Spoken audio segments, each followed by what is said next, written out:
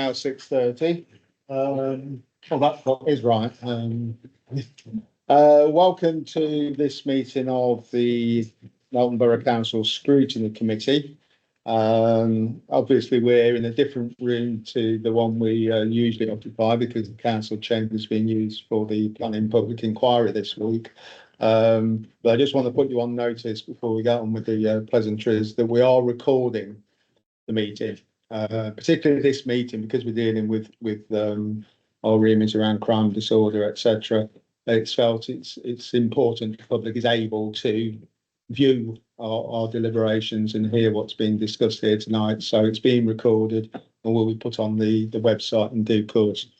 I just mentioned that because you might have gone a bit more relaxed than you would normally be if I didn't tell you. Okay. Turning to the agenda, sorry, I should do the preliminaries. I've told you about the fact we're filming. If members wish to speak at the meeting, please physically raise your hands. And when we get into discussion, if we can try and go through the chair, because sometimes it can get a bit back and forth across the meeting room. So it's helpful if people wanted to speak, do so through the chair. Make sure your mobile phones are switched to silent. Should you need to leave the room during the meeting, unless it's there is only one exit from this room, unlike the council chamber that this paper is written for. A reminder of the evacuation procedure: if we have to evacuate, then obviously leave by that exit and exit the building into the car park nearest the park entrance, and officers will be on hand to assist anyone who requires assistance. And I've already mentioned the fact that we are recording the meeting this evening. There are no members of the public here tonight, so I don't need to add anything else. Right, onto the agenda. First item is apologies for absence. I've got a note of apologies from councillors Atherton, Child and Pritchett and Cliff. That should be everybody because the rest of us are here, aren't we? Yeah. Okay, second item on the agenda is to confirm the minutes of the last meeting. That was held on the 27th of June 2004. Could members indicate whether they're willing to agree those minutes? Yes, Chair. Are you proposing that? Yeah, please. Seconded by Councillor Thwaites. Thank you. Matters rising. Are there any issues people wish to raise arising from the minutes of that meeting? No? Thank you. Oh, sorry, Councillor Gordon. I wasn't here for the last meeting, so I wasn't on the committee at that time. That's correct. So I just thought that's not why you're not listed in the minutes. We did institute a response tracker for follow-up from meetings, but at that particular meeting there was nothing to go on the response tracker, so that's not relevant tonight. Okay, can I just have a vote on the minutes? Sorry, those in favour? Thank you. Declarations of interest. Members to declare any interest as appropriate in respect of items to be considered at this meeting. Are there any declarations? Councillor Chair. Chair, I'm a member of the police liaison independent advisory group, so just talking about. It's a non-pecuniary interest, obviously. Thank you. And before I actually go to the next item, forgive me, I should actually welcome Councillor Chubb to his first meeting of the Scrutiny Committee. And I suppose I should welcome Councillor Gordon back to the Scrutiny Committee, having their hiatus. Okay, next item 4 is the review of the forward plan. That's attached in your papers, pages 7 to 30. It's a standing item on this agenda should anyone wish to raise any issues that they've seen on the forward plan that they think they would like to raise anything about. No items? Thank you.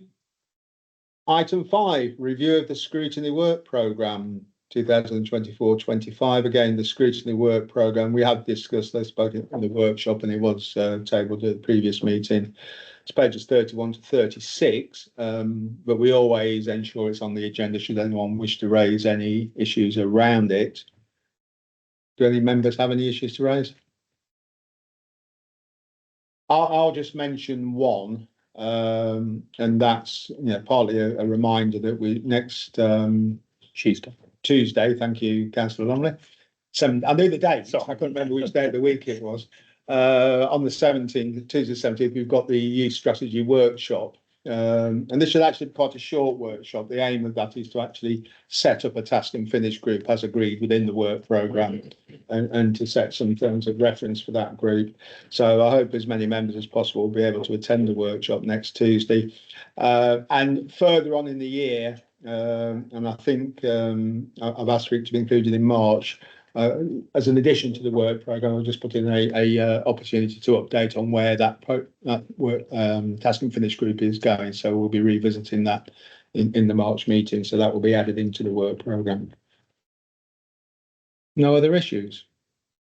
Thank you. So we can go on to the meat of this evening, which is the Crime and Disorder Annual Report, which is pages 37 to 72 in your papers. As members of the committee who've been on the committee for a while will know, this is an annual item. The Scrutiny Committee has a remit to have an oversight on issues relating to crime and disorder on behalf of the council, and the purpose of tonight's report is to update us on activities being undertaken by Melbourne Borough Council within this remit. We've also got Inspector Richardson, welcome also tonight, from Melbourne Police to say a few things to us about his perspective on what the latest hot issues are, I guess. Yeah, absolutely. Okay. Right, thank you. So I think it's over to me. Take the lead. Oh, I thought Michelle was going to say something first. We've got one slide, if you don't mind, I'll hand over to Michelle when it comes to. Oh, when it comes to that, right, okay. Sorry, I misunderstood. We had a short chubby line. So over to Councillor Cox.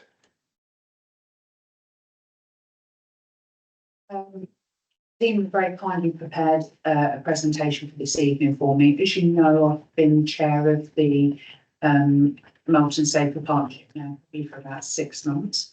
So whilst I'm not new to this area of work, the work of the team I'm quite new to. So when the report was prepared and came out, to see their activity over the last year was really impressive to me as well, actually. And I think when we come on to some of the slides with the figures, I think it's that activity which is the best I want to focus on. So I'm not going to go through the report verbatim because you've had that. If I want to go into any of the cases in particular detail, that's why the team are here tonight, just to explain some of those, and if there's any explanation of any specific measures, the team are the best ones to advise us all on that. Okay, so the Council Scrutiny Committee is the designated Crime and Disorder Committee. So that's your responsibility to hold me to account and hold the committee, our partnership to account. The report is obviously important to assist us in discharging that responsibility. So this is your opportunity to highlight anything you feel that we should be monitoring or reporting back to you, or that you feel we haven't given a full enough account of. These are the areas I'm going to go through. The report goes through, but then I will just be touching on those. I think it's important for you to actually see the size of our team, and then it puts into context the amount of activity they've done with that team, which I think is real credit to them. And then we'll just go through those thematic updates. I'm not going to read to you every line, but we'll just go through those bits. I know one thing, we've discussed this afternoon, we say key performance indicators. For different organisations, that means different things. And for me, I think, and the team, we actually think it's probably more about activity monitoring, because your performance shouldn't be measured by how many fixed penalty notices you give and things like that. That's just a measure that's used, and it should be the most appropriate measure that's used. So whereas a key performance indicator is actually sort of measuring that you're doing everything right. Well, they could have an intervention, not issue a fixed penalty, and that could still be a success because we haven't had to issue one. So we've had a discussion around that, and there might be comments from the committee on some of the terminology we use. Okay, so this is our team, which may, as councillors, you may or may not have met them at different stages, and they might have intervened on things on your wards, but might not. So we've got two of the team here tonight, which is David and John. I've not met John before, so hi John. I've heard about you from Council Sharp, so that's and Katie, who you may or may not have known or met. So Katie actually was promoted this year and got this role, which is really good. And then Marie, who's a new member to the team, so he's recently joined. So I have to highlight that for most of the year, this team was actually 2.5 post in terms of their activity. So just to put that into context in terms of those figures, and when you see the activity they've done, we were carrying two, and we had 2.5 posts. And then obviously, although this is our team, this is our council team, it's the work we do with the police locally, and Darren will be able to go through his team. But I certainly know from my encounters with our local team and our beat officers, they're stretched, they're really stretched, and they do a fantastic job. I've had feedback from members of the community about them, responding to ASB things 11 o'clock at night to make sure they've made contact with that victim, and to deal with issues, even though they've been dropped off to an RTC somewhere and traffic collision, but making sure that they give that quality of service locally. So this is one half of the team, and then we've got the policing team, which is the other half really. So responsibilities of the team are around antisocial behaviour, and it is useful to put up those criteria for antisocial behaviour because that's changed dramatically over the years.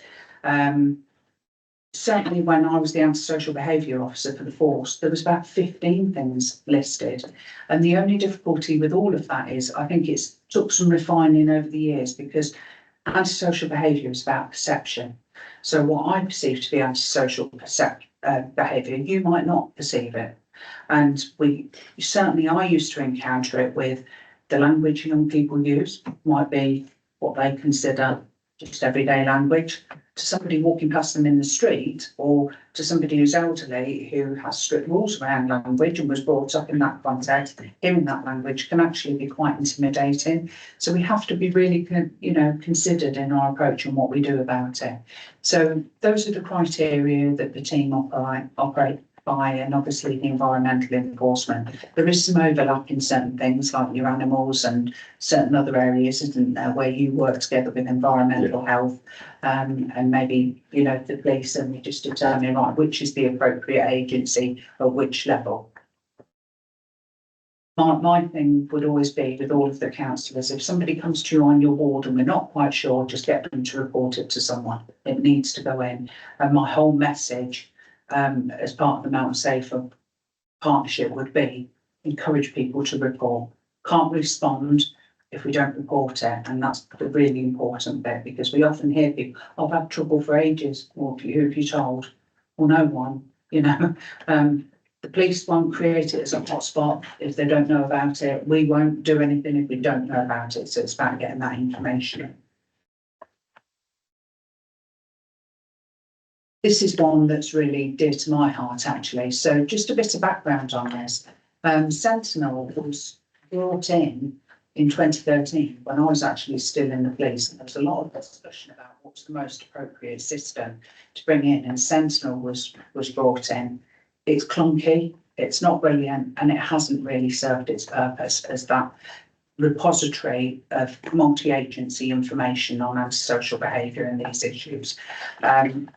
I was really heartened when I took up this portfolio and speaking to David and the team that they've really pushed for a review of this. And actually Melton has been one of the leaders in saying this doesn't work. We need something different. We need something more effective. And the police have now agreed that they will go to an external contractor, and they're looking at this system for these things.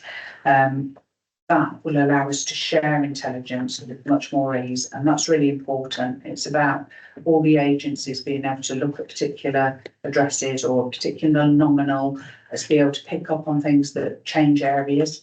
So, we could have a resident that comes from Leicester to Melton and we wouldn't know the backgrounds of them and things. So having a decent intelligence system is really important with antisocial behaviour, because some people move around a lot, and you don't know the history as they move around. At this lower level, And that's the importance is at this lower level and picking up housing intelligence and things like that.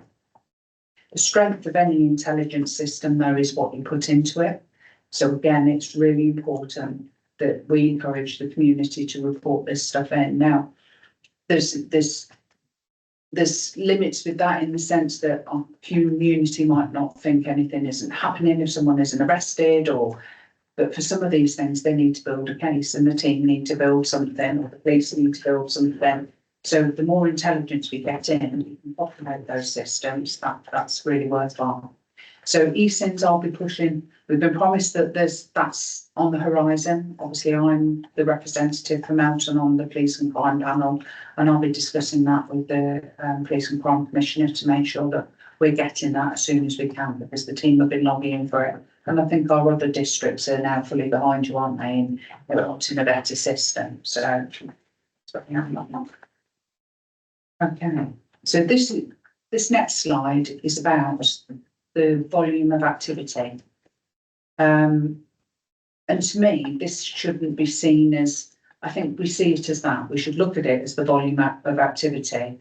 What I think is really positive here is if you look at the number of recorded team actions, look at that jump to over 4,000 this year. Now that's actions, that's interventions.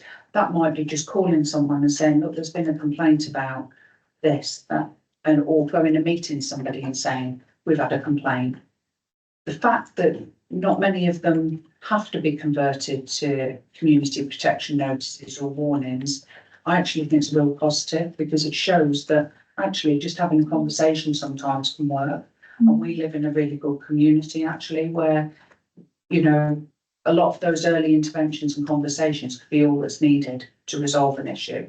So it also shows the activity of the team, that they're doing that much work. I think when you look at the fact that they were carrying the vacancies as well over the last year, that's really positive action. So one of the issues that was raised with me was, how do we measure and is there a difference between the tools we use and different tenancies or occupancies of housing? All of these measures are tenancy neutral. That means they can be used on anyone. So I'm a homeowner. If I was causing a nuisance, all of these measures could be used on me, just as they could a housing association or one of the houses that we let. So they are applicable to everyone. They're a tenancy neutral measure that can be used. I think when we come to questions and answers, if you want any details about exactly what circumstances things like this have been used, that's where the team are really good. Because I've never used anything, because I always ask those, I'm afraid. So.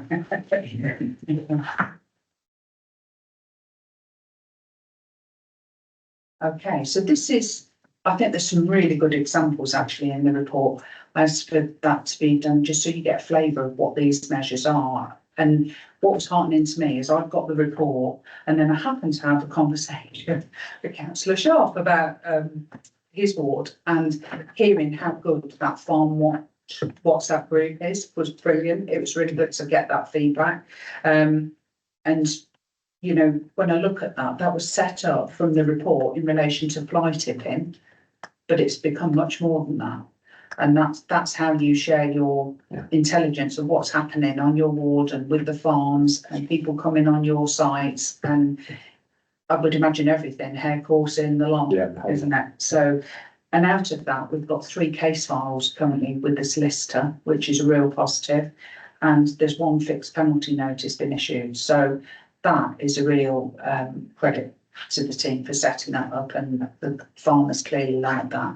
And I think the REIT officers on that as well, Lindsay, Darren, and they're all their intelligence. That's a really positive piece of work. The closure order, obviously closure orders are actually the last resort, and that's a real sadness if you get to the point of a closure order. Whilst the community would have been calling for it, you know, that every measure would have been given to try and support someone maintain a tenancy and to behave. So you don't go straight to them, do you? It's a very incremental approach. The third one, the skate park lights. Well, as you know, my other role is working with young people that occupy that skate park a lot of the time, and they absolutely love it. The lights down there for increased security and safety of the young people is brilliant, because one of the things, it helps officers as well, because if they're patrolling, they can see who's on the skate park. We don't have the children off in the dark and you can't actually see what's going on. So I think that's been a real wonderful asset to the town. I wish we could have got the lights throughout the whole park. But town estate didn't want that because the aesthetics, but I think for safety and security, that would have been a real bonus actually, but. Town Centre Youth ASB, we've just finished the summer holidays. And I think this summer holidays was very different to the last summer holidays in the town. It's not all gone, but I think we'll come on in a couple of slides to some of the measures that have been put in place to address some of those issues last summer. And in particular, there was a lot of work done last year in relation to patrols and intervention with those young people. I mean, we're down to a pretty hardcore group at the moment that have caused issues with us. And then there's the last one, which was the commercial nuisance, which just shows the breadth of what the team deal with, because that one, I was sort of like, what on earth's that one? You know, but when people are blocking roads and leaving cars there for weeks on end, and that's disrupting other businesses and an area that can become an issue. So that I thought that was a really good case study within the. So the next one. Yeah, no problem. So apologies from Doug, who was unable to join us this evening, but I said I would cover the slide for him. So obviously, as a council, we are also a landlord, and it's really important, referring back to something Councillor Cox said earlier, as a landlord, housing doesn't operate in a bubble. We don't just be a landlord over this side of the council and everything else happens here. When we get the best outcomes, it's where we collaborate and we work together, and the way that we use the powers and tools that we have, whether they're from a tenancy perspective or a safer communities perspective, is really important, something we want to really continue to build on.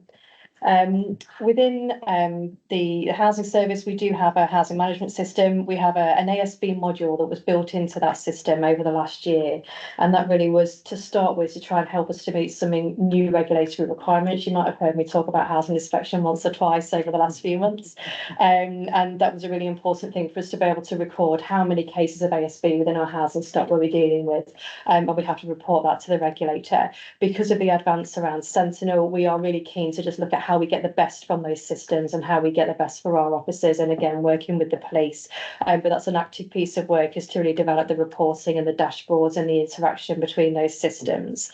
One of the key things that we're now assessed on from a housing perspective is not just how many cases of ASB we deal with, but how do our tenants perceive that we've handled them and how well we've dealt with them. And it's a challenging measure to be assessed on, because often there is always somebody in an ASB case that isn't satisfied with a particular outcome, and sometimes that's our tenants. And one of the areas that we received a lower satisfaction score last year when we did our tenant satisfaction survey was how we had handled ASB. So we've had to take quite an honest look at other things that we could be doing differently.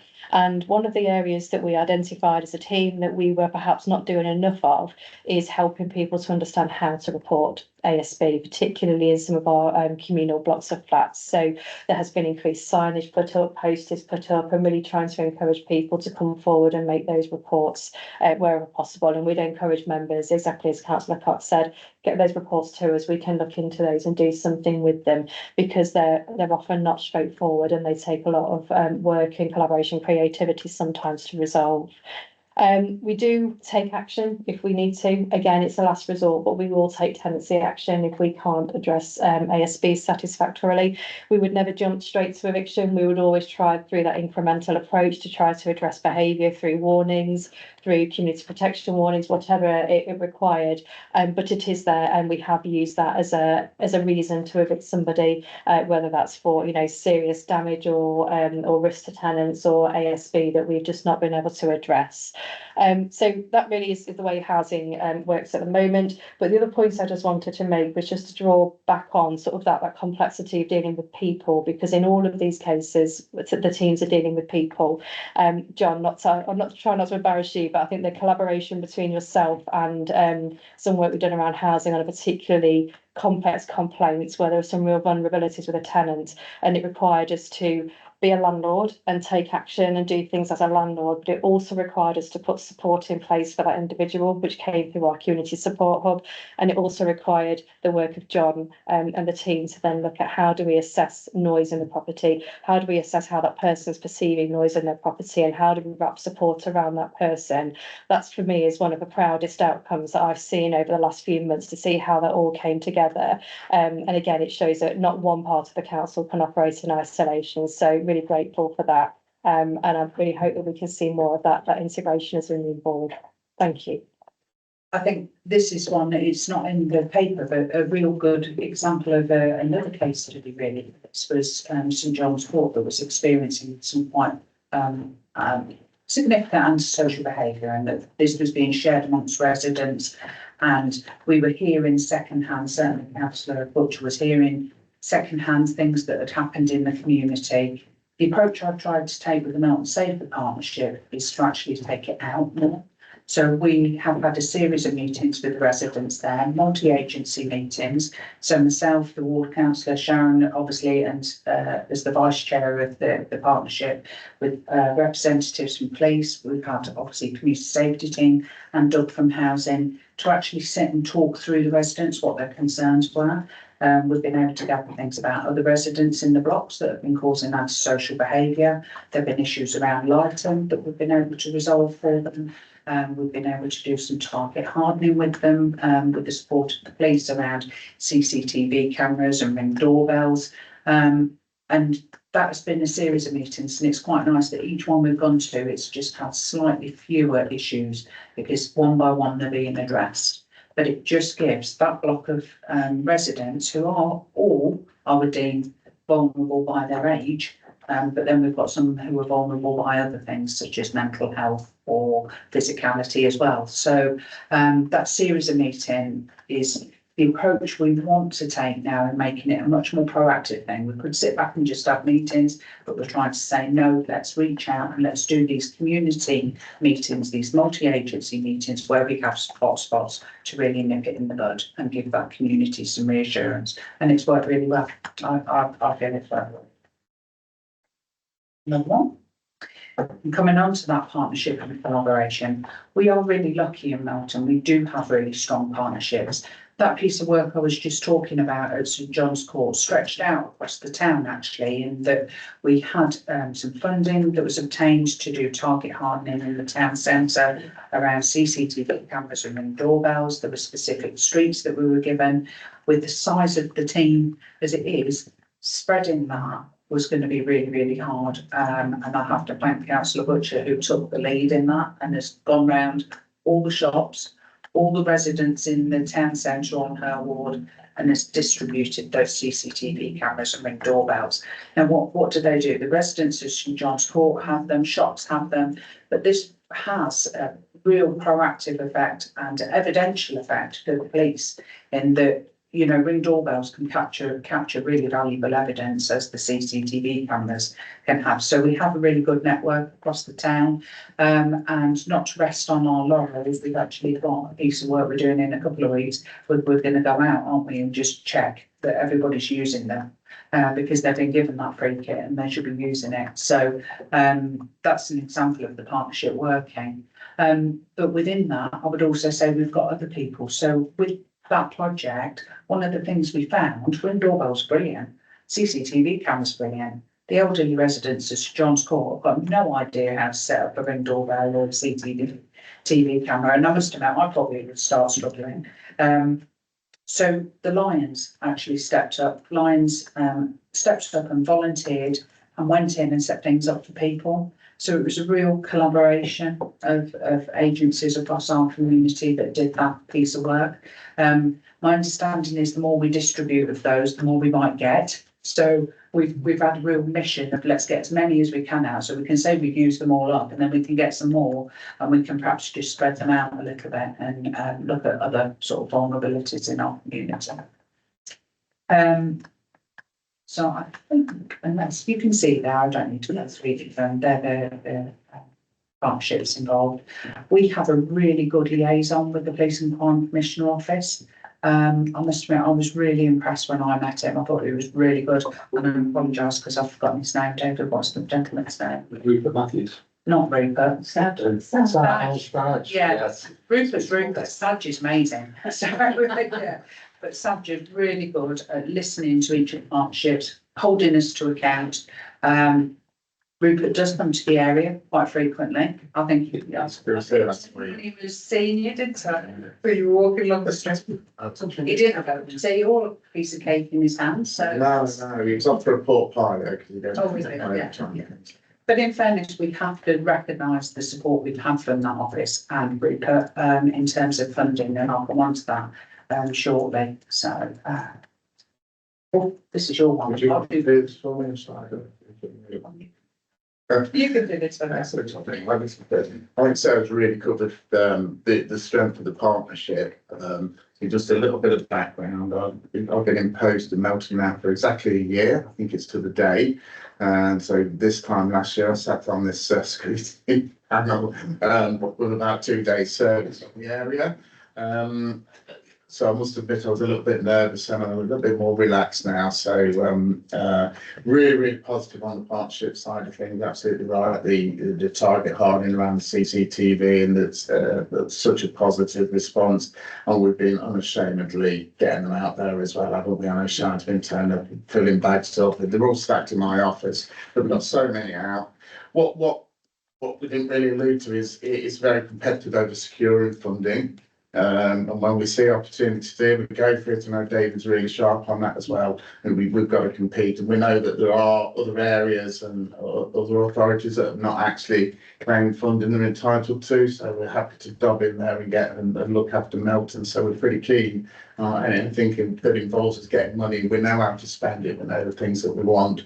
And so we'll be looking at that. And also to mention the actual council owned CCTV system as well, because I think we're going to have to got the new contract for monitoring and some screens going into the police station. And that's an incredible tool for us for those sort of dynamic incidents where we can track people around the town, etc., look for missing people, and obviously support the vulnerable as well. So that's really positive. So we're really moving forward with that.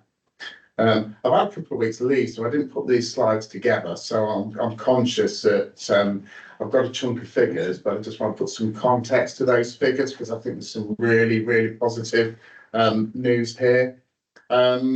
What we've been really focused on over the last 12 months is drugs, county lines, houses, and we talked about the closure order actually, and I think to understand the difficulty and what you need to get these closure orders and how high level it is to actually close that property down and take people out of the property. This particular property was a county lines property. It was housing vulnerable people, vulnerable juveniles, not just from Melton, not just from Leicestershire, but actually across the country as well. So the amount of people being trapped into this sort of crime network is quite incredible. A lot of excellent partnership work there, which was followed from enforcement warrants and then just that extra work afterwards to make sure that it don't start up against the very nature of county line is you'll hit one place, you'll clear them out the drugs, we'll make a couple of arrests, and another place will start up and another place will start up, or they'll actually go back to the place where you just hit,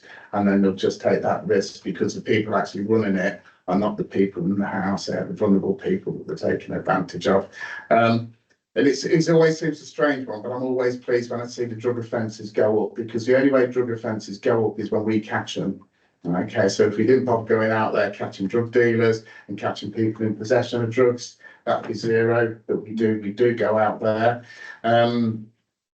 It's not as high as I'd like because the last couple of months, you might have noticed, we've had some very challenging times in the police. So sometimes they have to sort of put the local issues on the back burner and look at what's going on nationally. So we had a national deployment of our PSU, so for want of better words, riot trained officers. And some of the ones from Melton weren't just deployed locally, but we had some deployed nationally as well. So for the last couple of months, we've been through quite a difficult time with still trying to focus on the local issues, but actually also managing the staffing, going over the summer period, which is traditionally our busiest time of year, but then supporting the national picture as well. So it's been really, really challenging. This summer, I think, has been a real testament to the work that we've done around the youth ASB in the centre, in the town centre. Some of the really positive things we're not mentioning that just sit outside of what we're looking at as well is the events that are in the park really helped. So during the Euros, we had very, very little in the way of issues, any licensing issues, because everyone were going down to the park with these really, really well arranged events and enjoying the occasion as well. And that was so positive, and the feedback from that was so positive, and it required barely any policing at all, other than a couple of cops sneaking off to watch the match themselves. So it was really good. Another one where we're booking the national trend as well is around retail crime. This is something that we need to sort of stand up and probably brag a bit about, because nationally retail theft and retail crime has been on the up. It was an issue in Melton, and we've actually seen a decrease in retail crime. I think it says 6.8. I think, well, I think it's around 8%. So we've not just booked what's been going on in Leicester and Leicestershire. We've actually booked what's been going on regionally and nationally as well. A lot of that, again, is around the partnership work. It's around the target hardening we've done in the town centre.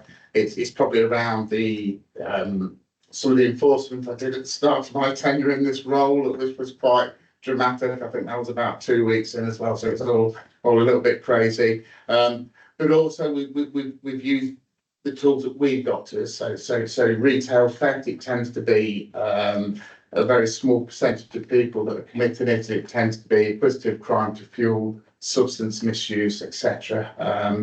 And what we've done is we've now got at the moment 3 CBOs for their criminal behaviour orders, and they are they're an order that's put in place by the court on application from local officers, and they are really a tough bit of kit, to be honest with you. So if they breach a CBO, they're put straight in front of the court.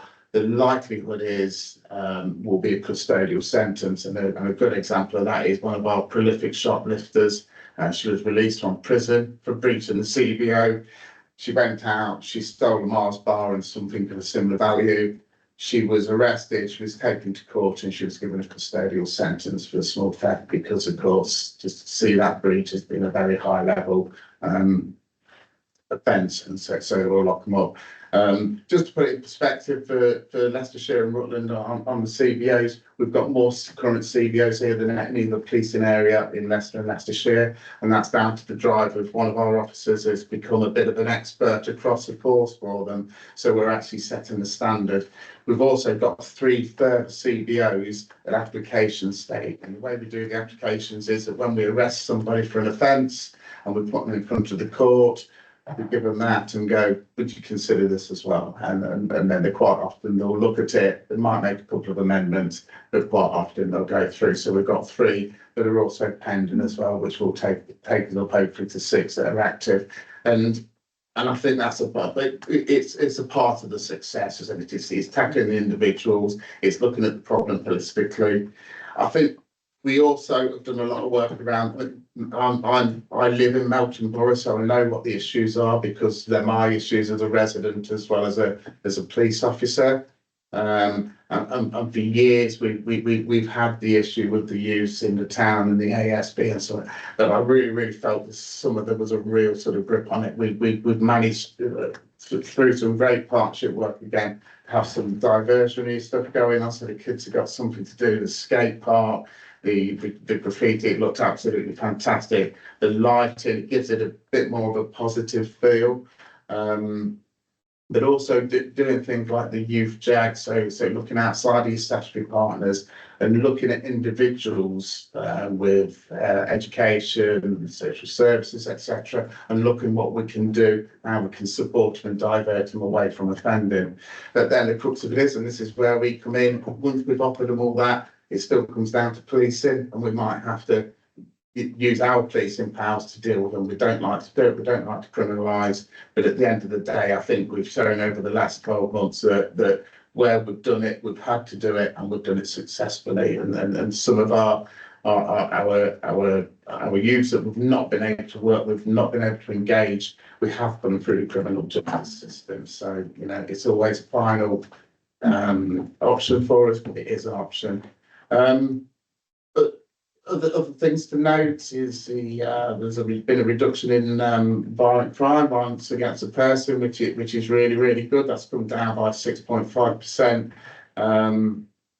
And public disorder as well. So despite what's been happening nationally, we see we've got a reduction in public disorder as well. So it is really positive. What are we looking at in the next 12 months? I think there's definitely a continuation of this excellent partnership working, the sharing of information, the problem solving that we've been doing brilliant, not just on individuals, but on locations as well. So that'll continue. For me, we are just in a reset period now. So we've had the national disorder. I've got all my officers back. It feels great. And we're going to start to look at doing some more enforcement around the county lines and the drugs again, protecting the vulnerable people, taking drugs off the streets of Melton. And we did get to a point where our substance misusers were having to go into Leicester to get drugs, and we want that again. We just want our area of responsibility to be the best it can be, the safest it can be for all our communities. So that's what we're striving to do.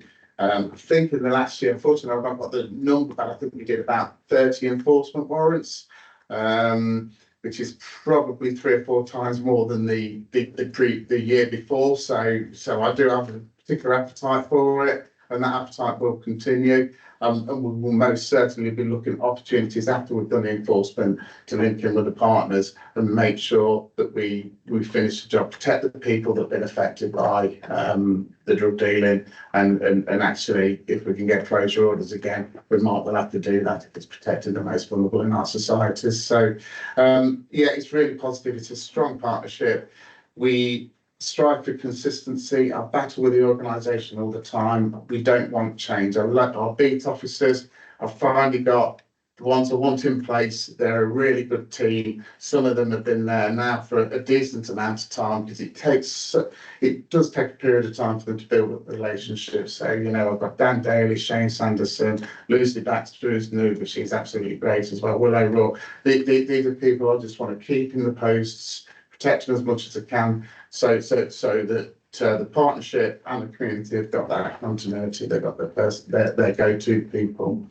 And then just finally, probably for me as well, just a little bit outside the normal sort of partnership working, but what we managed to do around the festivals in the Vale this year, I was really pleased with. So we worked with the local parish councillors for the Forbidden Festival and the Noisily, and what was set up is our safety advisory groups. We had I was going to call it a splinter group. That sounds a little bit. I can't think of the right terminology, but we also opened ourselves up. The safety advisory group opened themselves up to the local councillors, and we was able to really put some things in place there, listening to the community. They're telling us what the issues are with these festivals, and what we did, and where I don't think we've done in recent years, is rather than policing the festivals, we police the communities. We looked after the communities, not the festivals. If they get the money, they pay their own security, they manage what goes on in there, we deal with the offences.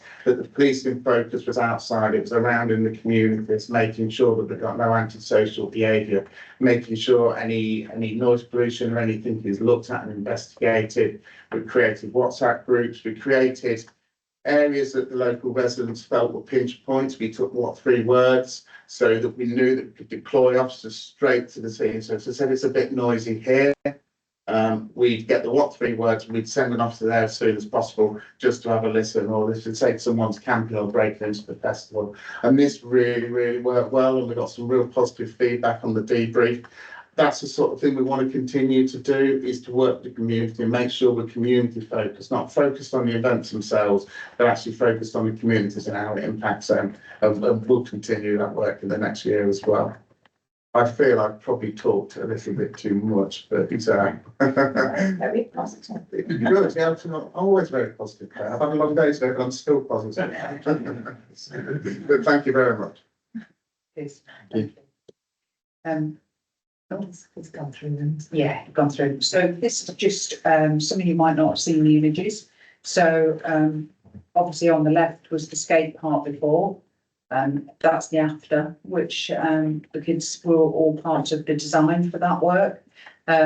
We did meet initial resistance. There was a lot of concern about would it fit in with the town park? Would it look a mess? I would encourage you all to go down and have a look, because what the designs did incorporate, we have a lot of young people who used, you know, some of the historic sites around our town, and they have been incorporated into the design. So there is a bit of St Mary's in there, and there was an Anna Cleves, wasn't there, with one of the designs? So Anna Cleves is in there as well. So yeah, it just gave the feel of being a much more invested in area now, well kept area, and it will be respected hopefully by the young people because it's theirs, it's their area. I was impressed by how many people were using different things on it. I thought it was just for skateboarders, but it isn't. A lot of BMXs are down there as well, and a lot with their scooters doing all their acrobatics and things. And we gave out prizes in the end to those that were doing the best stunts, I think. Yeah. So this slide, so just to give you an idea of how much funding we do get. We get 33,619 for the CSP each year. A lot of that goes towards the salary of one of our members of staff. Safer streets, we have really benefited from this, and you know that is thanks to the Police and Crime Commissioner, who has lobbied government to get that allocation and has given us a really good amount. Melton has had more than its fair share, to be fair, even though we did lose a considerable amount in the last tranche of funding, but that was no fault of our PCC. That was central government taking it back, I think, as the shortage of money started to kick in. So, but we have been able to do a number of different projects with that. And in relation to young people, we have still been able to, despite the reduced funding, there is still the Street Vibe project going on, which is the bus that you might see around town. We can deploy that bus to hotspot areas. So I would encourage all councillors that if you, even in the rural locations, if you have a hotspot area or an area of ASB that you think the kids are getting fed up, they're a bit bored, that bus can be deployed to those areas. So it's currently working on areas that we're seeing as hot spots from the information we get. But if you become aware of anything else, that bus can be deployed. We've got that to the end of March next year, so utilise it if you want to. Yeah. And obviously, yeah, I'll skate off. So this is just to give you an example of where some of the funding has been utilised. So I'll start with the one on the lower left. So part of, and for those of you that are familiar with the town issues, this one was Wilton Terrace, and what we were seeing around the town is we've been seeing kids getting up on the roofs. We've had young people up on the roofs of shops, all the buildings in town. It's dangerous to them, and it's also been causing a lot of damage around the town. So as you will see, there's anti-climb spikes that the CSB funded, which are sort of lower on the lamppost.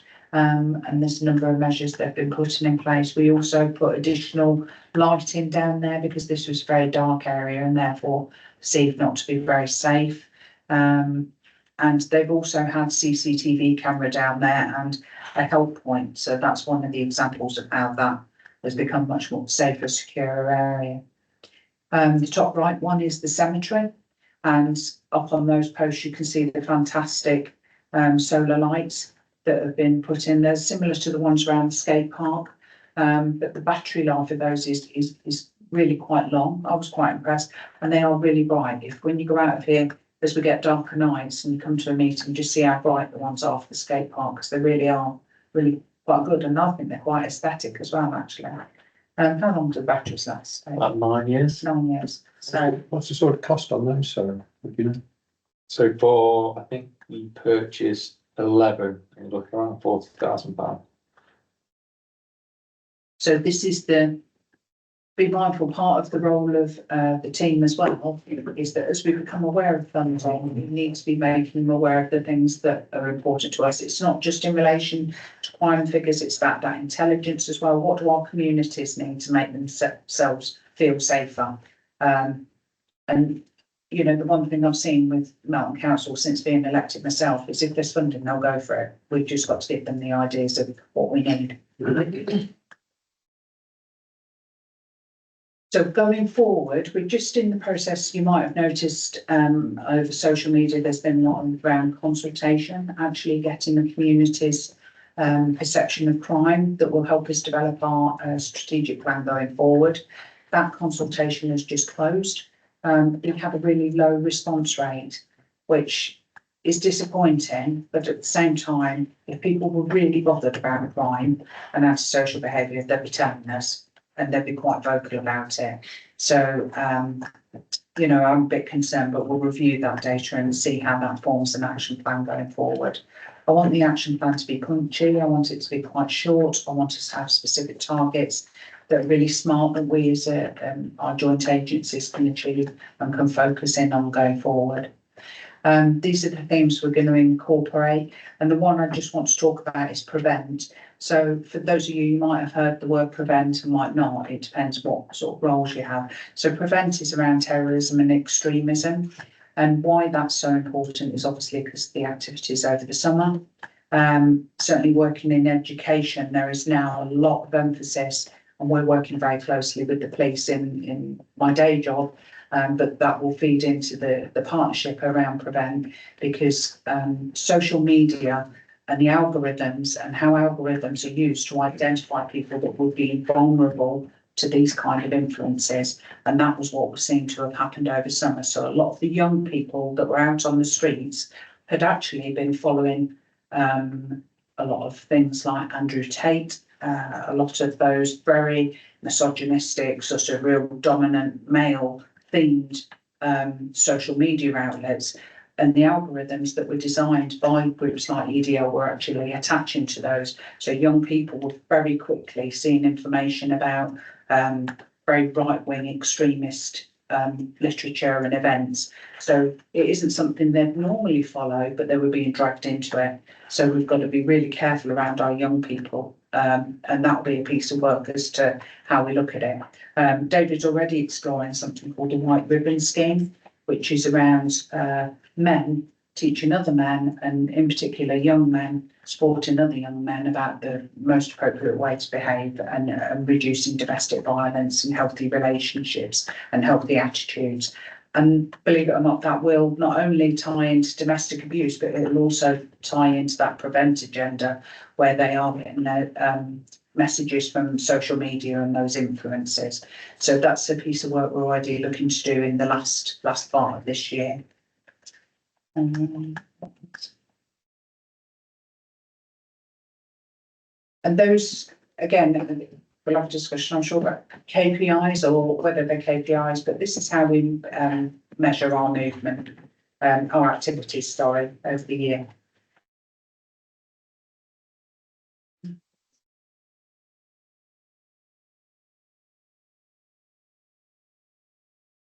Thank you. Quite a lot to take in there, in addition to the report. I was quite interested, irritatingly, but it shows we're on the wavelength. You actually dealt with some of the things I listed down for questions in your presentation. But the one that jumped out to me when the first reading of the report was that table. And I was much more interested in the 4,000 plus, issues, contacts, whatever, than however many, enforcement notices have been issued, because that actually told me about how active we are as a council. And I'm sure that also included being proactive, not just reactive to inquiries coming in.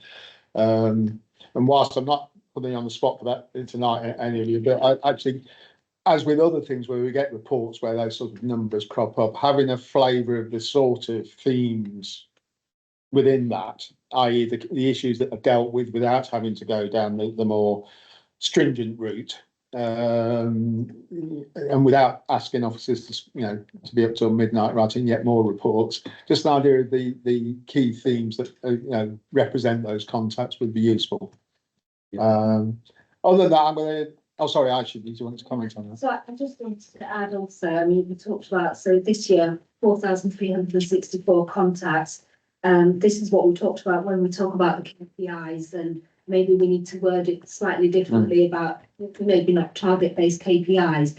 They are contextual, and what they give us is trends, pattern, and maybe the assurance that we're doing things correctly. So if you look at the number of contacts, which is 4,364, you look at the number of community protection warnings is 40, but then those that progress to protection notices, which comes after a warning, is 18. And we know that that's the right ratio to have, because it means what you're doing initially is working and you don't need to go to the next extreme. And that's the kind of context we want from our key performance indicators, rather than we need to achieve X amount of Absolutely. protection notices, we need to have X amount of fines, because what we don't want to do is drive staff's behaviour through the targets, but more talk to them about ethos and values and principles, and how we support people and have the incremental approach towards it. Well, it's the classic one. If you've introduced performance-related pay for police officers based on how many arrests they make, it would direct them in a particular way to conduct their job, wouldn't it? And that's not what we want at all. Okay, thank you. Right, other committee members, Councillor Gordon. The activity bus, Yes. and it's going to finish in March. End of March. End Yes. of March. Is there anything in the offing to do with that again, later on down the line, or whether or not you could have two buses later on in the future? It is really dependent on funding. So this project was funded through Safer Streets 5, so we're quite lucky. We got chosen. We were one of 2 councils in Leicester to be chosen. So it was through the funding that we got through Safer Streets 5.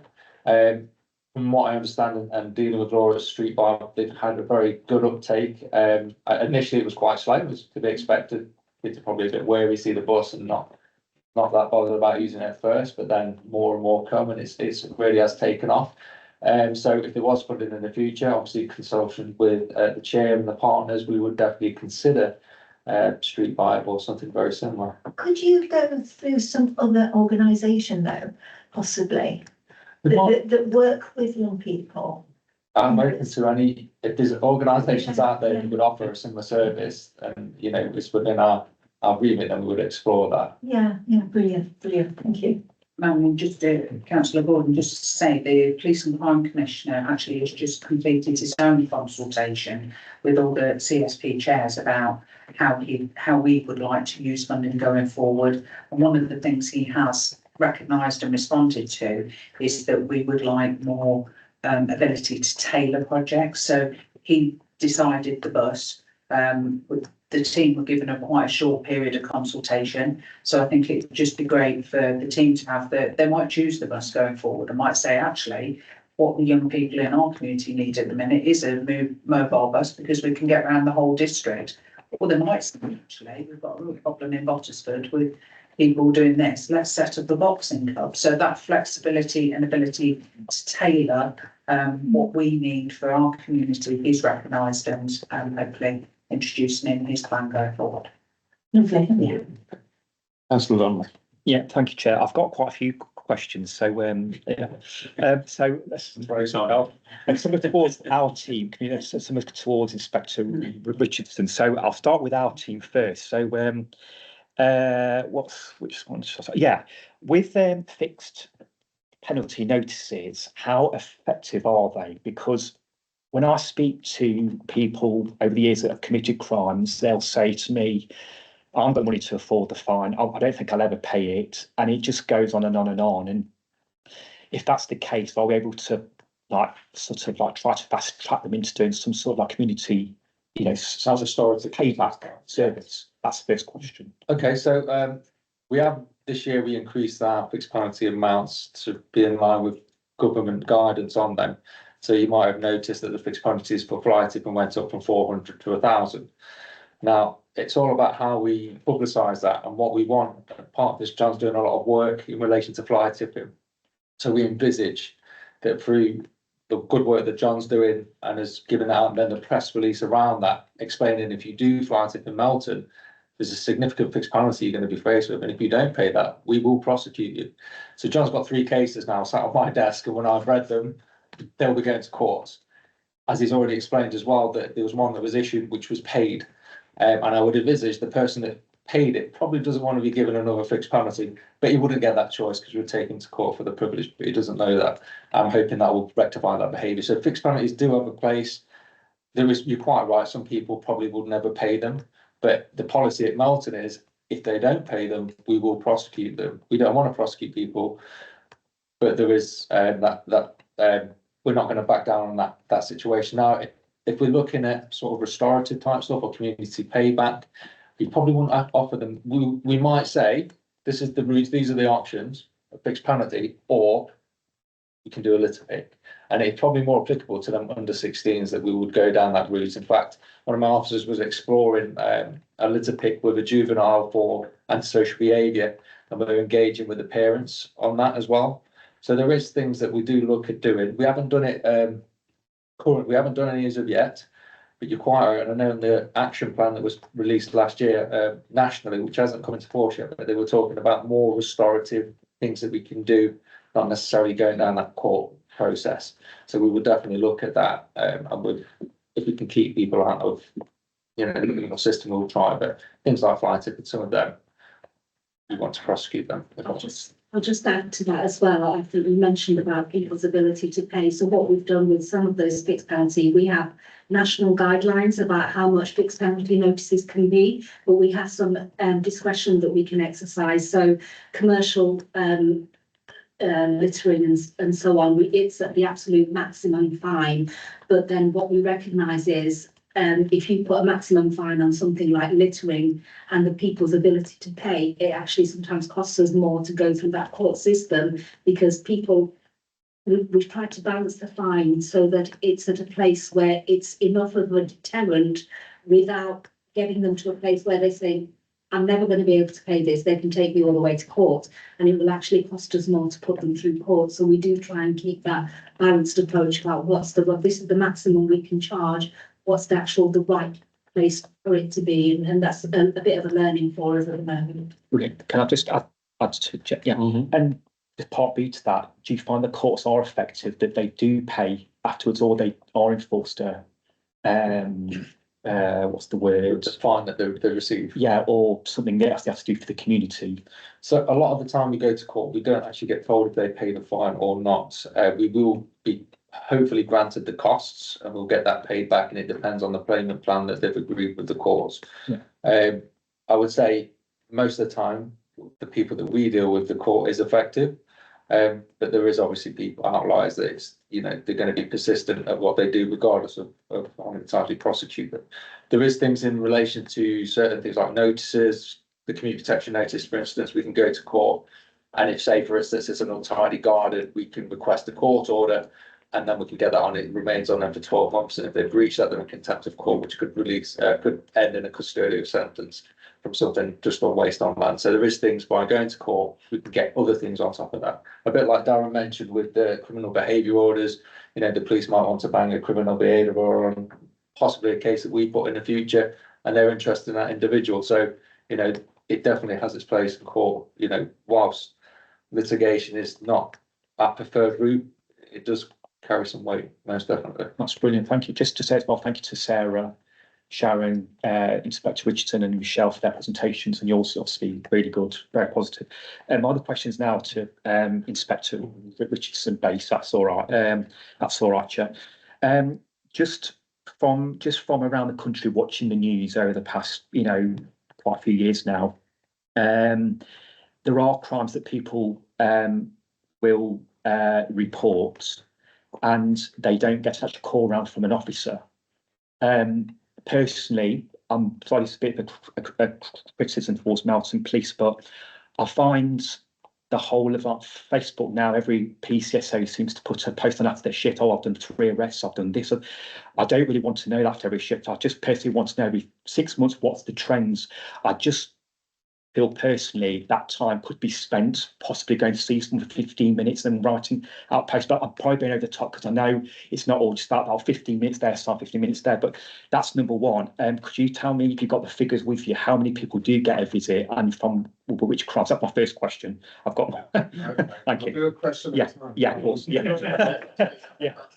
Yeah, yeah, exactly. I don't overwhelm you. Yeah. Okay, so we now work around something that's called the Victims Code. Okay, so anybody that's identified as a victim of crime, there is a code of practice for us. There's an initial victim assessment to identify any vulnerabilities. Okay, it's going to be statute soon, so the government are looking at actually making this law where we have to comply to it, and a failure to comply to it, there can be consequences to it, and the police could be fined or whatever. So we do have the Victims Code, and how that looks basically is if you're a victim of crime, you should expect contact by the police within the first 24 hours. Okay, so there's a multitude of different types of crime, some with more severity than others. So some you would expect the officers to be turning up at your door there and then for the emergencies, and there might be some that are sort of lesser in the severity, but still need reporting as a crime being committed, and you will get a phone call initially in that 24 hours or a visit, depending on which department's dealing with it. That we are then obliged to continue with 28-day 28-day updates. So, and if there's any significant updates, the officer should also contact the victim of crime and basically keep them well cited on how the investigation's going. The preference in communication is decided by the victim. Okay, so we offer, some people just prefer a little email and they're happy with that and they're not really bothered about what's going on. But some people are a lot more affected as victims, because victim reactions are totally different. You know, some are going, okay, well, someone's broke my fence, I've reported it to the cops, but I'm not really bothered with the outcome. It's just happened, and I'm living with it. But then obviously there's other victims and other types of crime where it's a lot more serious, and they'd expect an officer to come round and speak from personal, and where it's possible, we try to do that as well. So in essence, yes, we have a victims code, and in the last 12 months, this has been a lot more effective. Our compliance around it, especially at Melton, sits in the high 90%. So that means that we're doing that initial contact, we're keeping them updated. And we're following that code, and then we'll always give them the outcome at the end, so they understand what's happened, whether someone's been arrested, whether the positive outcome, whether there's going to be no further action. I'm just thinking about your social media question as well. I'm not. Yeah, no.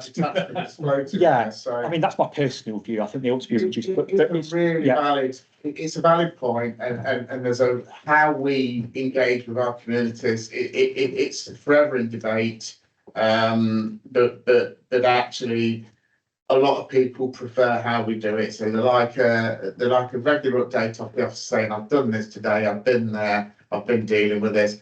Some people really like that. Some people go, well, okay, rather than typing that, could you go and sort of crime out? Could you go and speak to a victim? We get that. We have to have the balance. Yeah. And I think at Melton we do try to get the balance. I constantly tell the officers that I want, like short updates, short punchy updates, nice and relevant ones. Obviously, we want to promote ourselves a little bit, so good work. But it's mainly around reassurance as well, because sometimes social media, and we know there's some quite significant examples in the last 12 months in Melton Borough. What's being said over social media and actually what's happening are two different things. They're a bit like children shooting guns in the park was not quite as reported, but if you read social media, it happened, and all hell had broken loose. So just on your first answer, Inspector Richardson, if that's all right, Chair, just to carry on. You said what you do answer basically. I know I've noticed on social media around the whole Melton, there seems to be I know the figures don't reflect this, and you're just reading social media, not seeing what the numbers are, but there seem to be a lot of reports of just sort of people walking into properties overnight. Either they're not stealing things or are. There seem to be huge numbers of posts every day on the Facebook Neighbourhood Watch page. If they do get a phone call from the police, if the persons that are the victims of crime, if they ask for officers to go around to see them, is that on offer from Melton Police? Yeah, well, every call we have to assess, and we have to assess the risk and what the threat is, the risk to the person. Yeah. I will say the burglary rate in Melton and Melton Borough is incredibly low, so we tend to average about one every week, one every 2 weeks, sort of thing is pretty low. They go in fits and spurts. So if you're seeing it every night that people are walking into property and doing things, it might not be quite as reported. And the problem is, and sometimes people are viewing something from a distance. It might look like something. They'll put a post onto the more common. There's a lot of group. I try to follow them all in Melton, but there's so many different ones, isn't there? Yeah. And then it kind of escalates from there. We have a group now called the LIAG, which is it's another acronym that we have to remember, but that's a local independent advisory group. And what that is it's made up of significant people in the community. So whether they're just members of the community that have a bit of sway, and that's the LIAG. The purpose of it is for people to feed into us what's being said out in the communities, and it kind of, a little bit like what you're saying there. So if you sat on the LIAG and you come to me and you go, there's too many social media posts now, and you need to tone them down a bit. And not just me saying it, but my whole street saying it. They're getting a bit fed up about it, or you're talking about this when you should be focusing on that. And the purpose of the LIAG is that that's our opportunity to listen to the community, listen to what's being said, take that feedback, and then tailor how we police and how we engage with the communities accordingly. So we do try to get a balance, and I've learned in this job a long time ago, but I don't know what you do sometimes. The way it comes out on social media might be totally different. But I've got three more questions. Can but I pause you? I will come back to you because a number of hands have been waving. Yeah. But I'll come back to Yeah, you of after. course. So Alan first. Thank you. I'll do half of mine then. And then Yeah. If you've got more than But, one, I'll rotate around. Yeah. I will start with where we just finished there. Though. I can't believe that you're suggesting that everything on Facebook isn't true. I think it's recorded as well. That aside, I actually quite not enjoy, it's the wrong word, but feel reassured by those posts and the regularity of them. I find them very, very useful and very, very good. So, different views, as you said. I'll come back to say, I know KPIs have been mentioned a couple of times, and I know it's following that conversation down there. And it came about, I want to make sure it's understood why I said it, because I think the team has done a fantastic job, and really everything you said there is fantastic. The KPIs, putting that word up, could actually, you put yourself up to be shot down, and I don't want that. That's what I want you to sort of maybe look at it and change it a little bit. And again, I don't want you to be performance driven, but I want you to be able to demonstrate what that fantastic job is, and what the objective is going forward. And it's a damn sight easier to ask the question than it is to answer it. So I'm not expecting an answer sort of thing. But it's to say, are they trends that you're looking at? Are they? It's looking at the terminology around that to sort of say, these are the themes, and this is, and then you can look at the achievements or what you're hoping to achieve going forward. Because as I said, with my scrutiny hat on, it's a very harsh statement to say, well, are we getting our money's worth? I know we are, because I can see what you're doing, but sometimes it's being able to prove it and show it, without having to go through a short presentation. I wasn't a long presentation by any means, but it's sort of doing that. So that was my viewpoint about KPIs. And I know I come from a commercial background, and if you put KPI up on the board, you're going to get hammered on these sort of things. So it's my apples always come up when, but especially in a soft subject, not the right word, but a fluffy or a grey. There's a lot of grey areas about what you do, and it's so difficult. Putting numbers on it is. Some things are very hard to measure, aren't they? Yeah, exactly. Yeah. Good job on time. Yeah, I think it's worth mentioning that some of those KPIs that have been mentioned, they're not set by us. No. They're set nationally, and sort of the whole thing that sparked this off was the powers that be, the government, I presume, changed the way they looked at how we record things in relation to fixed penalties. So before there wasn't really this target, but last year specifically, it was they judged councils on how many fixed penalties they issued. And of course, they can't do that because it's an unfair playing field, because we're a little borough council and we would issue far less than, let's say, an inner city one, if you know what I mean. But they didn't take any of that into consideration. They just said, we will score how effective authorities are on the number of fixed penalties they've issued, not the number that's issued and been paid, just purely the number that's been issued.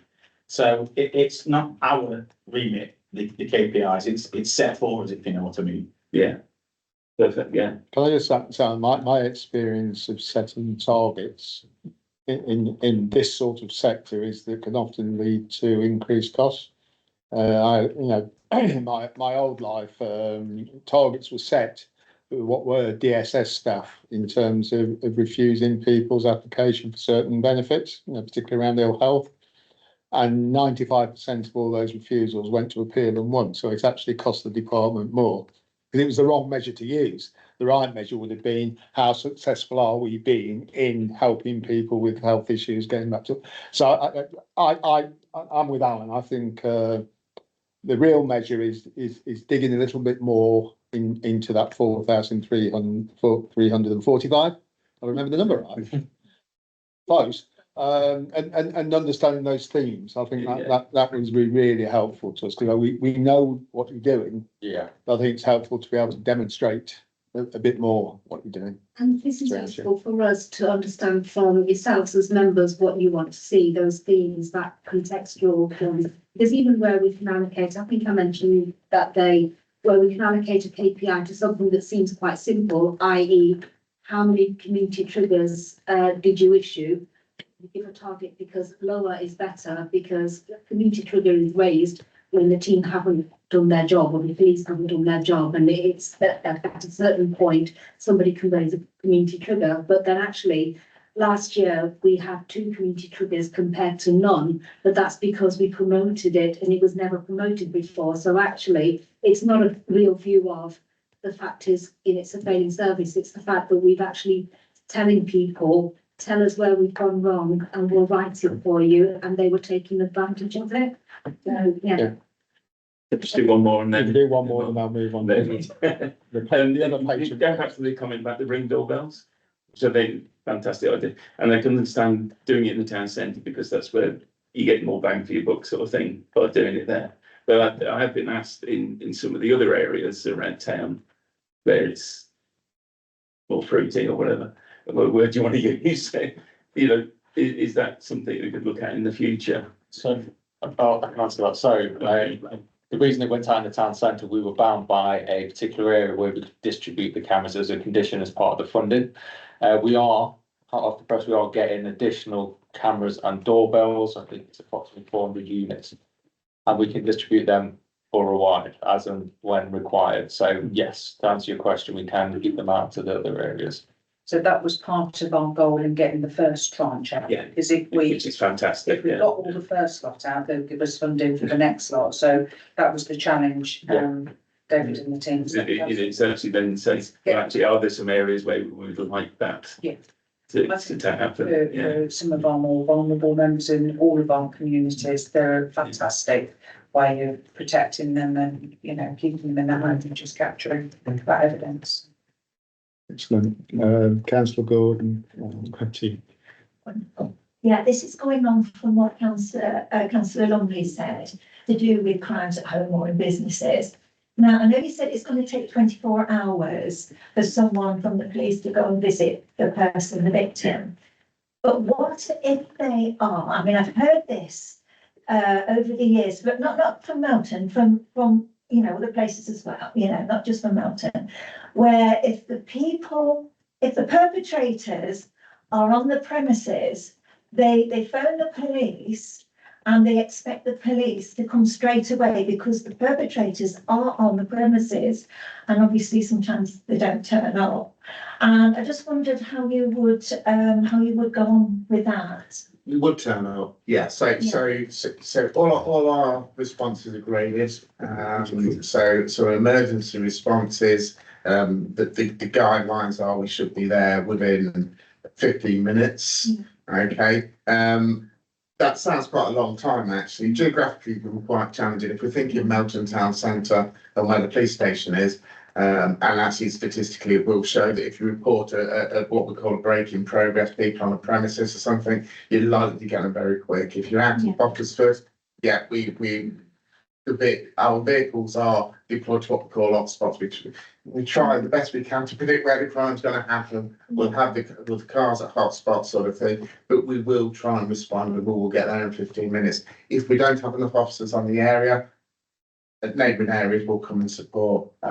So we do get people there. Situations change though, so sometimes it might be an emergency response, but maybe the people have left the scene. There's no risk to the person there, and actually there's more of a risk in driving your car really, really fast at 2 o'clock in the morning on wet roads. And it might be the officer slows down. They're still going to go to the job. They're not going to try and get there in 15 minutes though, because the people have fled the scene, and there's no safeguarding, there's no immediate protection. So we do still get out there. Our data is very good around how we respond as well. Thank you. Just one more. Just one more. Yeah, it's related to this. So sometimes I know you can't always do it. I know it's down to money, but I know that there's times when you can have helicopters out. If it's that close that they've just left, could a helicopter be deployed? We still do use the helicopter. We don't use it as much as we used to, because it costs about £15,000 each time to get it off the ground. Yeah. So the helicopter is a regional resource. We tend to use it for safeguarding for vulnerable people, so high risk missing person, large areas to assess. We use it for searching. There's got to be a bit of a proportionality. You're absolutely right, finances come into it. Yeah. Drones, however, yes, we do use an awful lot of drones, not just for intel development, for high risk missing people, but sometimes as well crimes in progress. So we have drone teams that will deploy to certain areas, and they can be quite airborne pretty quickly and a little bit cheaper than an helicopter as well. That's what positive. Okay, Councillor Joe. Thank you very much. Patient. Firstly, thank you very much for the presentation. Very clear, very helpful indeed, and very good to see some stats as well. I think that's a great reflection on the team and all the work that's been done. So thank you very much indeed.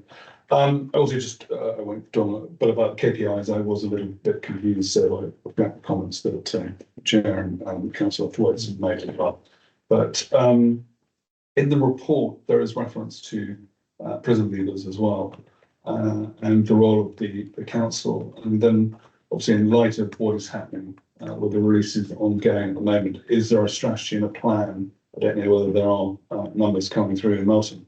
But obviously, it's very key that we can support the leaders, prison leaders as well, rather than going back in. So I was just wondering whether there is a strategy or an understanding numbers coming through. We are signed up to a prison leavers protocol.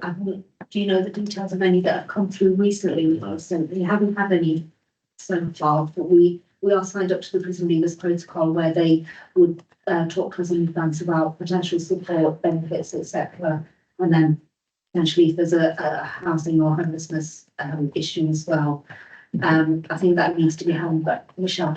Yeah, if I can just add to it, the other thing that we have is all of our local networks. We're also part of regional networks. We're part of the East Midlands councils, and they've arranged recent briefings talking about what's happening with the prison releases, some releases in tranches, so the dates that people will be released, the locations that they will be released. So and that gave everybody an idea and an ability to best manage that and the areas that would feel a particular pressure. So we were able to brief the teams around, these are some of the numbers, are you expecting any pressures and difficulties? And we haven't experienced any of those, but as Aisha says, we've got the arrangements and the protocols in place.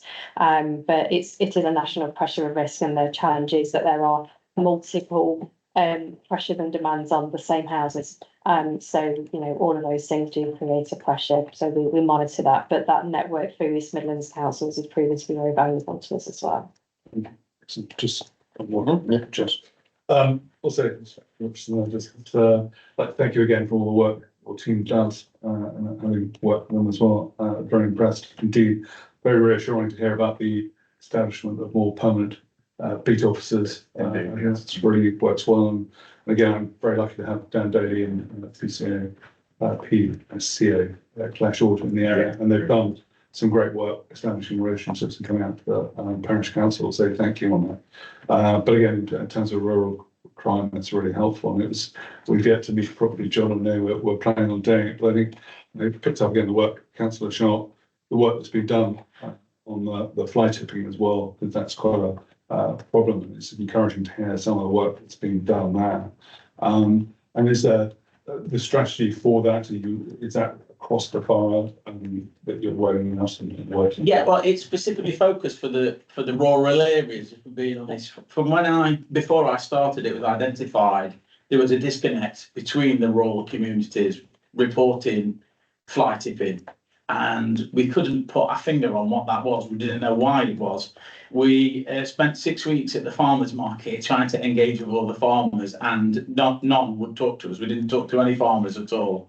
They was just too busy, or they didn't like the look of us. I'm not sure what it was.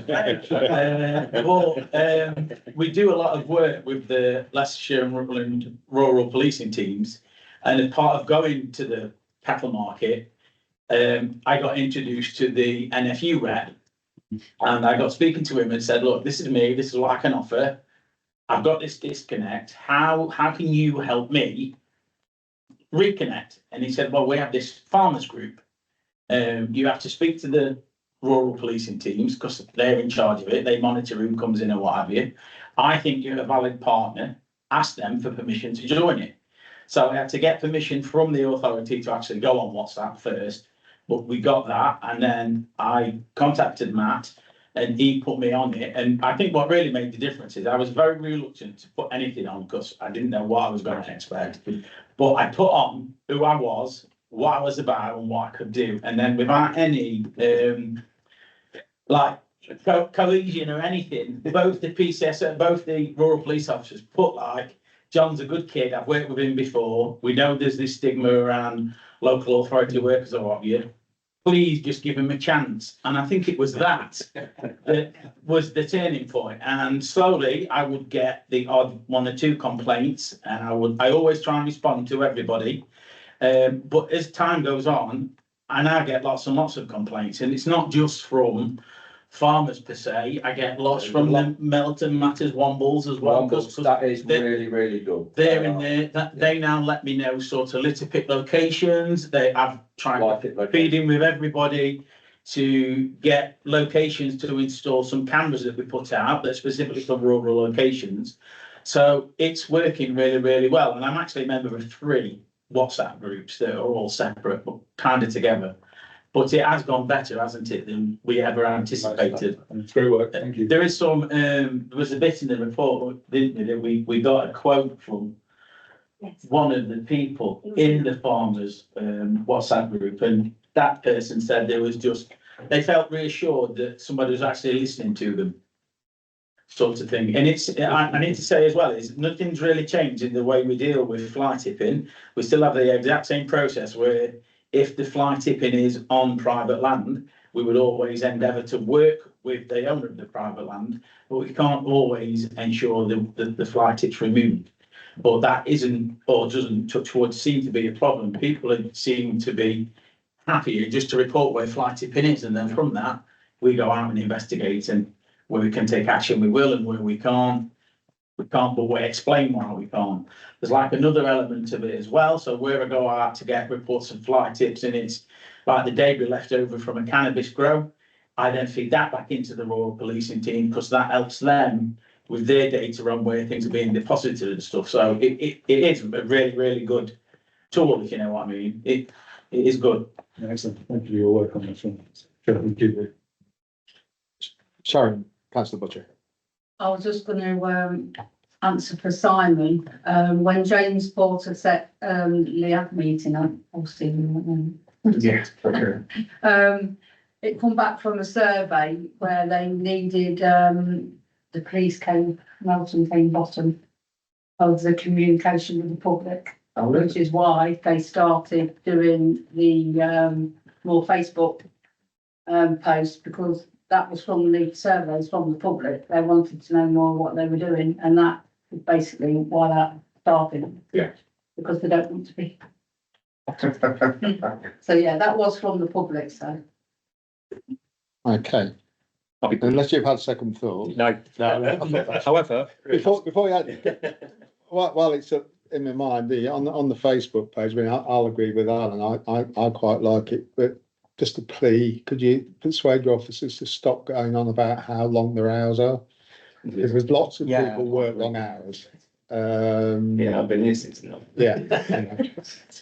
But other than that, yeah, I think they're I'm sick of the overtime forms as well. Oh, yeah. There you go. I'll stop them working. Yeah, just stop trying to impress their manager. Stick to the fact. That's all I'm. I'll be brief, Chair, because just on Councillor Chubb's question, just recently, it's a really good one. I was just going to ask the same, a very similar question, was that I think we've got 88,000 places of prison places in the country. Last week we had 100 left in the whole country, and I know you just said, Inspector Richardson, saying that if people commit serious crimes, they're going to go to prison. Well, I'm not sure if they are. That's my worry, but that's the issue. That's where we're at. My concern was, and it's been answered. Just a quick comment, is that there are people obviously being clearly released from prison from the news, ITV, BBC, GB News the last few nights, that are quite horrible people, committed quite serious crimes, and they're all being let out. And some haven't got that support to come out, and they are possibly being without hotels in local area to house because they've got no support whatsoever. Is that an issue with us here? But I think Aisha's just basically said there's not an issue. Michelle's answered that, so hopefully, that's good. The second question I've got is, could the councillors on this council have access to email officers at Melton Police, like a central email address? Just because if you go on the actual Leicestershire Police website, you have to put a report in that way. It's a bit heavy-handed. A few pages, you press submit, you get an auto reply, and then you get a reply that's probably not the best one. And then you have to go back onto it again because you can't reply to the email of the response that you get. So that'd be good. Set some set PCSOs or PCs can be on that police email address. That would be really good, because I've had some quiz in the last few days, and it's just been rather annoying because I've actually got to go to the police station tomorrow because the email responses I've got have been that poor. Not being funny, so I've got to go and speak to an officer about some issues in my ward. So that's just one thing. If you could look into that, be good. And the third question I've got is, the Home Secretary announced, I think it was in August, that a lot of these sort of like zombie knives and other really quite extreme weapons. Every police station in the country's got like a box to hand them into police. Basically, like for us, has that been quite successful so far? People handing them in. Alarmingly successful, yes. We periodically have knife handlers. There has been a focus on zombie knives, and I think there's even an incentive now to bring them in and get compensation for bringing the knives in as well. People come across them in various different ways. They might find them, etc. Yes, so we have a knife bin at Melton and also one at Oakham as well. And yes, they are very well used, and people hand the knives in straight away. You asked me 2 questions before that as well, didn't you? I think you posed a question. Yeah, just one was about the prison places, and obviously quite offence coming out that could be quite harmful still, how they're being dealt with, and are they requiring hotel? Sure. I mean, obviously there's 2 aspects to that. One from the sort of the local housing issues and housing and making sure they're now back into the community as well. What I will say is, obviously I'm not involved in how the particular people are selected for early release, but I do know it's based around risk, the type of crime committed in the first place. So although the media will probably pick some cases that sound horrific, I have seen that they come in phases. So I've seen the list today, funny enough, for ones coming up, and they are predominantly sort of low risk people that will be coming out into the community that will obviously do a little bit of work around, but at the same time, they do sit at what we class as low risk and very little impact on the communities. So, and then I think the email address. The email addresses. So on the website, you should be able to contact officers directly. And probably what I'm willing to do as well is so you put into your area, so not as reporting a crime. If you go into your area, look at your beat team, there will be contact email addresses for each one. So depending on which area you are, you will be able to get your local beat officer, your local PCSO. And my offering is as well, I'm really happy for you to contact me directly. I don't necessarily get back straight away, but if you've got concerns that are rumbling in your communities, please drop me a line and I'm happy to reply. I've done it with quite a few councillors and, you know, yeah, for me, I'm more than happy. I have data, statistics, whatever you need that might provide the reassurance, or we can put some plans in place, or we can put an officer in touch with you. So yeah, just come to me, contact me, no problem at all. I think my details are plastered pretty much everywhere.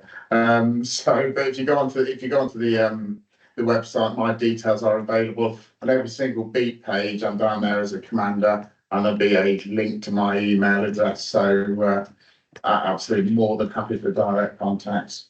No problem Great, at all. thank you. Have you No, I finished? think that's all. That's Take his pad away, Richard. Yeah.